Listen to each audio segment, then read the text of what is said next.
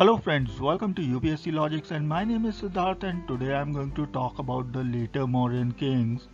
So these were the rulers that came after Ashoka and Ashoka's son and grandson succeeded Ashoka. So we are going to have a look at the history of these Mauryan Kings, and although there is very less information about their rule, but the historians have marked certain dates, so those become important from the exam point of view and about who was the last Mauryan king, etc. So in this video we shall have a look at all those things. So as I told earlier that there is very less information, or the evidence of the later Mauryas is really less, and whatever information is there, it is in a confused and uncertain form, and therefore it becomes very difficult to recreate their history. In fact, it is the Puranas, besides the Buddhist and Jain literatures, that provide us some information about the later Mauryas, but there is no agreement in how they ruled on or in what years they ruled. And in fact, even among the Puranas, there is a lot of variance from one Purana to the another. But one thing is for sure that the Mauryan dynasty lasted for 137 years. So 90 years were ruled by the three Mauryan kings, which were Chandragupta, Bindusara and Ashok, and rest of the 47 years by the later Mauryas. Now Ashoka's death was followed up by the division of the empire.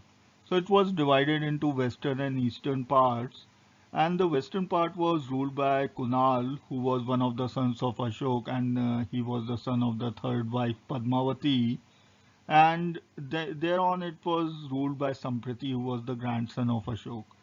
The eastern part had Patliputra as its capital, and it was Dashrath, who was probably one of the grandsons of Ashok, that ruled it. Now let us have a look at the Eastern Mauryan kingdom, and we know that it was ruled by Dashrath, who was the grandson of Ashok, and his rule lasted for 8 years. He has been mentioned in Matsya Puran, and we also come to know about him from the caves of the Nagarjuni or the Nagarjuna hills, which he had dedicated to the Ajivikas. In fact, there are three inscriptions ordered by Dashrath, and this is under the name Dashrath Devnam Priya, that state that the caves were dedicated immediately on his accession. So let us have a look at one of the questions that might come from this particular episode.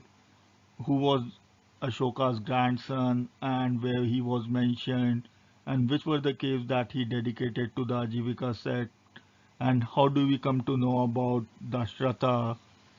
So the answer would be he's mentioned in the Matsya Puran, then the caves in the Nagarjuna or the Nagarjuni hills have been dedicated to the Ajivika sect. So these kind of questions can come from this particular chapter, and therefore it is important to remember this particular part, that Eastern Mauryan kingdom was ruled by Dashrath.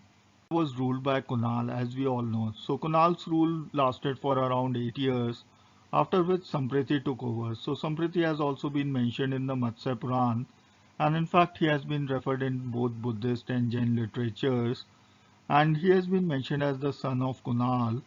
So that makes him the grandson of Ashok, and in fact Sampriti was a great patron of Jainism as well, and he was converted to Jainism by a monk called Suhastin.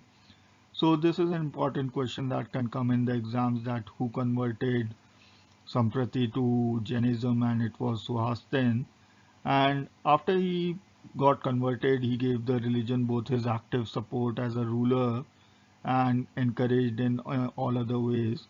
In fact, it is said that Gandhar and Kashmir were also part of the northwestern Mauryan Empire or the Western Mauryan Empire, and it is possible that Kunal during his reign had extended the empire to include the western province and attached it to the Western Mauryan Empire. Now the Eastern and Western Mauryan empires united at a certain point of time, and according to the Puranas, it was Dashrath who had reigned for 8 years, and it was suggested that he died without an heir that was old enough to take over the throne. And the same sources talk about Kunala ruling for 8 years as well. So Kunal must have died around the same time as Dashrath died. And Samprati, who was ruling the west, may have successfully taken over the throne at Patliputra. and therefore had united the empire together. So the tentative date that has been set for this event to occur is around 223 BC.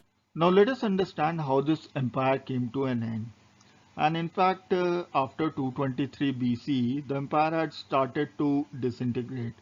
In fact, the Jain sources mention that Sampriti was ruling from Ujjain and Patliputra, and this suggested that the capital of the western part of the empire was moved from the north to Ujjain. So this particular decade, which is 223 BC to 213 BC, saw the rise of the Bactrian king, and in fact there was a conflict between Antiochus III of Syria and Euthydemus of Bactria, and Bactria had emerged as a stronger power, and therefore it was ready to threaten the northwestern India as well. So it is said that a number of principalities in the Trans-Indus region broke away from the Mauryan Empire, and Sampriti had somehow been able to establish himself at Patliputra and continued to do so. So his concentration gradually moved to Magad, and the main line of Mauryan dynasty lived out its years from Patliputra, and therefore they were unable to prevent or control the disintegration of the empire in the northwestern regions. And in fact, Sampriti ruled for another 9 years after that.